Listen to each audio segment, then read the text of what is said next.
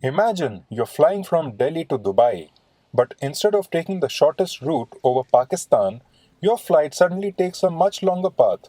Why does this happen?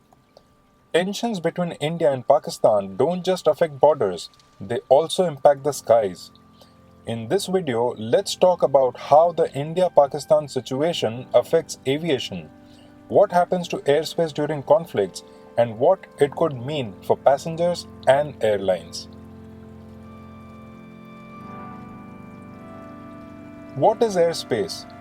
Airspace is like invisible roads in the sky that aircraft follow. Every country controls the airspace above its land and territorial waters. When airlines plan flights, they try to choose the shortest and most efficient routes, which often go through the airspaces of multiple countries. But what happens when two countries aren't getting along? India and Pakistan have had a long history of political and military tensions. These tensions sometimes lead to restrictions on airspace. For example, after the Pulwama attack in 2019 and India's Balakot airstrikes, Pakistan shut its airspace for Indian airlines. This lasted for months. The result? Flights between India and countries like Europe, the US, and the Gulf had to take longer routes, avoiding Pakistan airspace. This meant longer flight times, higher fuel costs, and more delays. Not just Indian Airlines, many international flights flying over the region were also affected. What if there's a war? If a full-scale conflict were to break out between India and Pakistan, the impact on aviation would be massive. Here's what could happen. Airspaces could be completely shut in conflict zones. Both countries might ban each other's airlines. International flights may avoid the region altogether, affecting routes from Asia to Europe and beyond. Airlines would be forced to take longer detours, increasing flight time and ticket prices.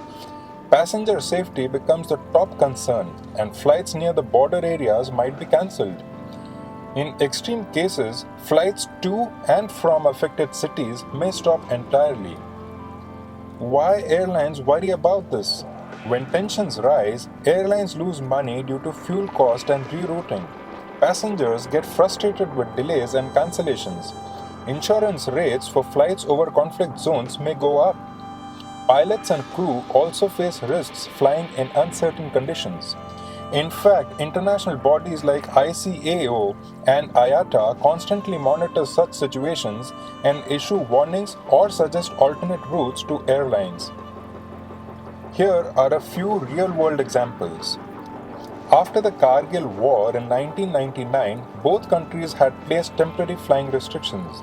In 2019, Pakistan closed its airspace for nearly 5 months, costing Indian Airlines over 500 crore rupees. That's around $60 million. Even international carriers like British Airways and Lufthansa had to make long detours.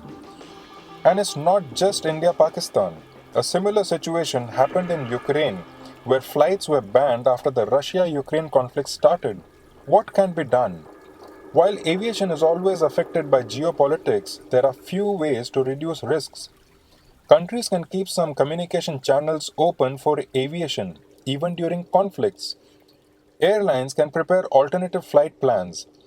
International agencies can help mediate and provide safety guidelines. Ultimately, safety is the priority for passengers, crew, and everyone on the ground.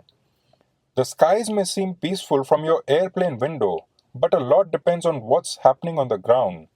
In regions like India and Pakistan, even small political developments can shake up aviation. So, next time your flight is delayed or takes a longer route, it might not just be due to weather. It could be something far more serious. If you found this video informative, don't forget to like and subscribe for more aviation content like this. Thanks for watching and stay safe in the skies. See you in the next one.